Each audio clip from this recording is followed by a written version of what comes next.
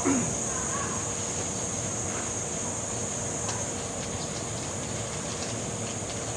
morning mga idol. Break time tayo mga idol, break time. Okay, break. 9 o'clock.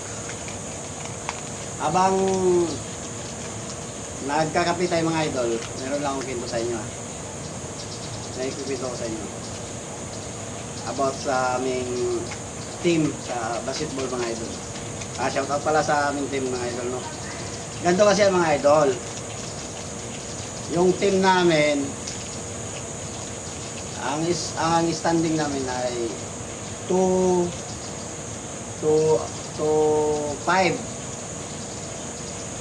to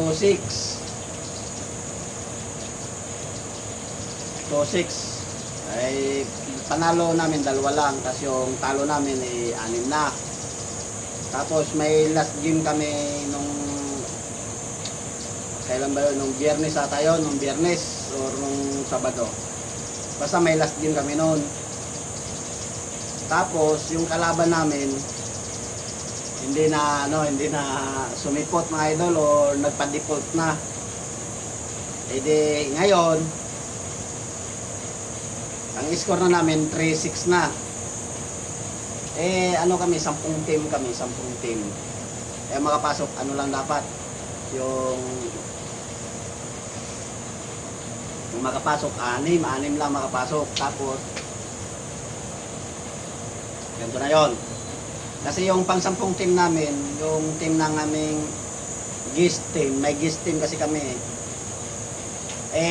hindi na makapasok yun, hindi na kami, 6 ang nakapasok, tapos 3 yung mapagpilian. 6 ang makapasok, tapos 3 malaglag. Ang masama doon sa sa siyam na team, may 3 parehas ang standing. 3 or 4 ba yun? Tag 3-6. Ang masama dyan mga idol, nag-aalboroto yung aming mga nakakalaban o yung ibang team. Sila nag-aalboroto, bakit daw yung team namin ang nakapasok sa 6.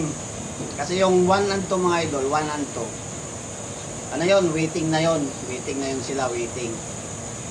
Tapos yung 2, 3, 4, 5, 6, yung 4 maglalaban yun ngayon na linggo, maglalaban yun.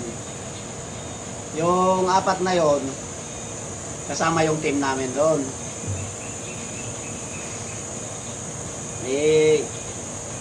Maglalaban na nga. Yun na nga.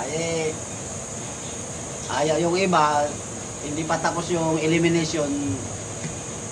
Sila sabi ng pasok na kami. Pasok na kami ha. Tapos ngayon, kalaunan, sila pa yung nalaglag kaysa sa amin. Mga pa yun sila, mga player, mga star player pa yun sila pa yung nalaglag kaysa sa amin. Siyempre, nandun si si Boss Marley. Nandun si Boss Marley, siyempre. Pasok kami, siyempre. Shoutout pala sa mga nagagalit dyan, bakit nakapasok yung team namin na. Kapihan lang natin yan. Hindi pasok na kayo mga idol. Yung yung 4. At saka yung 2 na nakatambay na. Waiting na lang yun kung sino mananalo doon sa 2. Tapos yung 2 na yun, yung sa 4, may 2 mananalo, yun yung kakalaban doon sa 1 and 2. Tapos yung 1 and 2, yung mga kalaban nila, kung sino mananalo doon sa 1 at saka yung sa 2, yun na yung magpa-fighting champion. Tapos yung natatalo doon, yun yung maglalaban ng fighting third. Kami mga idol, mahina naman yung team namin kasi di naman talaga kami mga lalo na sa akin, 3 balik lang ako, hinihingal na ako, di na ako masyado nakapaglaro ng basketball. Yung iba kasi mga idol, di makamove on